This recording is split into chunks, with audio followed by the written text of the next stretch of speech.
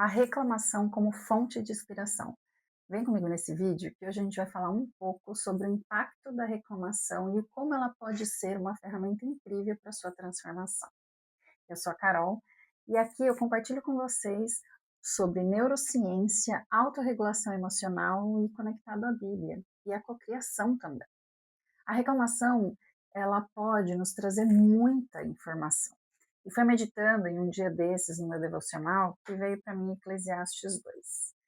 E nessa meditação foi muito transformadora, porque em muito tempo eu me pegava reclamando de coisas que de certa forma eu tinha pedido, eu tinha cocriado, vamos dizer assim.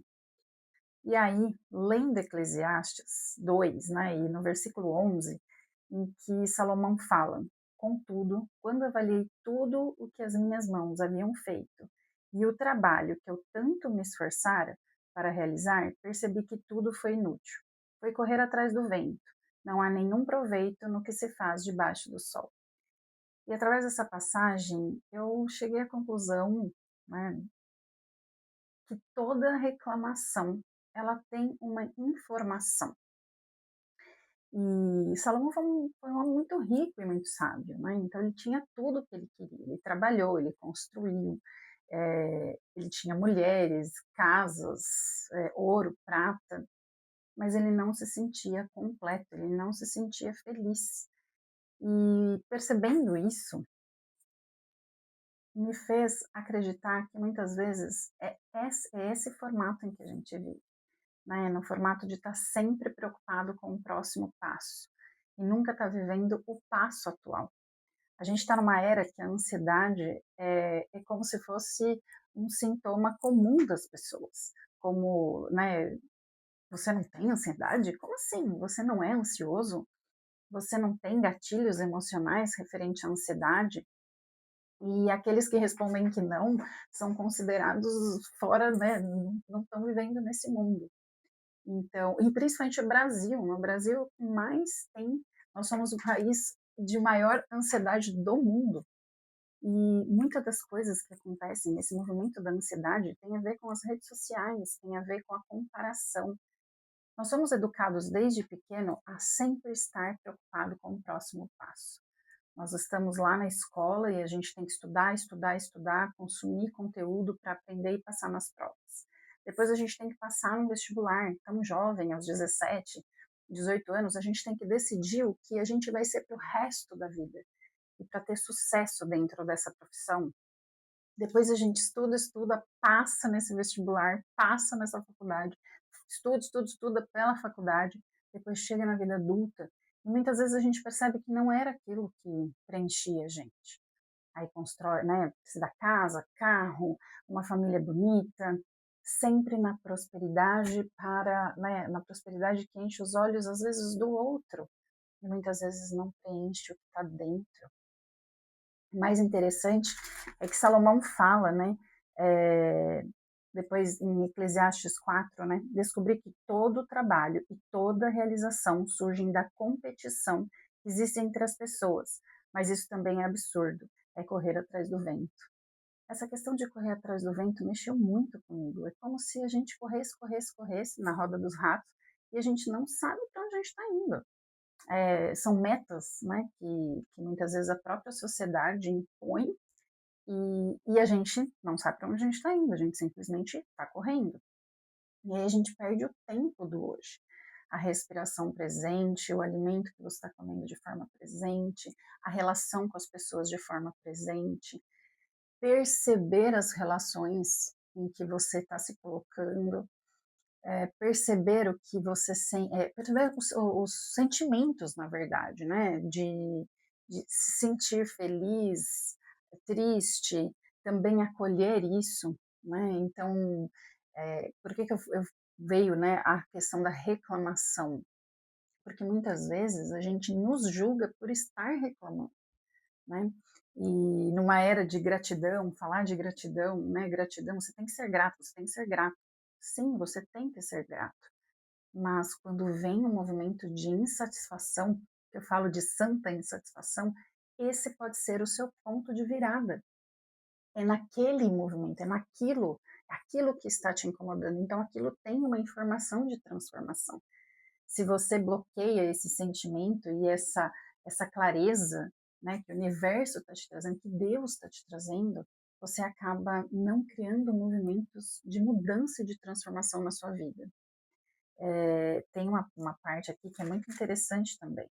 Se você sente paz a respeito de alguma coisa, continue fazendo. Se não sente paz a respeito, pare. Ouvir a sua própria voz reclamando de algo regularmente indica que você precisa fazer algo ou ajustes. Então a gente não pode levar que a reclamação é de todo mal. É muito comum as pessoas isolarem pessoas que reclamam, né? Eu vejo isso muito em vídeos e nas terapias também. Ah, eu parei de conviver com aquela pessoa porque ela reclama muito, eu parei, aquela pessoa reclama demais, mas assim, em algum momento parou para pensar e orientou essa pessoa com um conselho mesmo. Cara, se isso te incomoda tanto, faça ajustes. A gente reclamar não é um pecado. Talvez seja não fazer nada com aquela reclamação, com aquele peso, com aquela insatisfação, com aquele vazio, talvez. Às vezes não vem em movimento de reclamação, mas vem em movimento de vazio, de angústia, de medo. Todos os nossos sintomas trazem informação. Isso é neurociência. Então, se algo me incomoda, vamos observar. Está no aqui, está no passado, foi algum trauma que eu vivi, é algo que eu repito e eu acabo atraindo situações e pessoas para refletir isso, para que eu possa fazer transformação. E é essa a pergunta. E esse é o questionamento que eu quero deixar aqui hoje.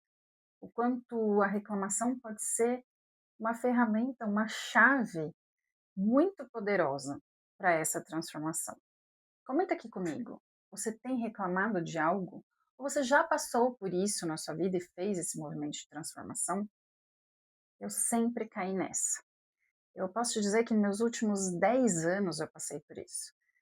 Uma reclamação constante, um peso constante, uma sensação pesada constante com relação a várias situações da minha vida.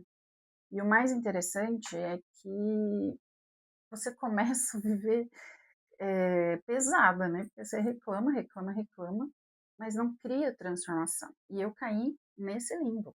Eu reclamava, reclamava, reclamava e não criei mudanças. E eu acreditava sempre que o próximo passo me traria a felicidade ou a leveza que eu tanto buscava. Mas sem planejamento, sem sentar, sem olhar, sem ressignificar essas dores e compreender de onde vem essa reclamação, o próximo passo pode ser uma armadilha e pode te levar para um problema ainda maior. Então, olhe a reclamação com cuidado, trate ela com cuidado. Como que eu trato com cuidado? Buscando ajuda em determinadas situações. Essa reclamação ela tem muitas informações, muitas vezes ocultas. Muitas vezes a gente também não consegue perceber né? Eu estou reclamando, por exemplo, do meu peso.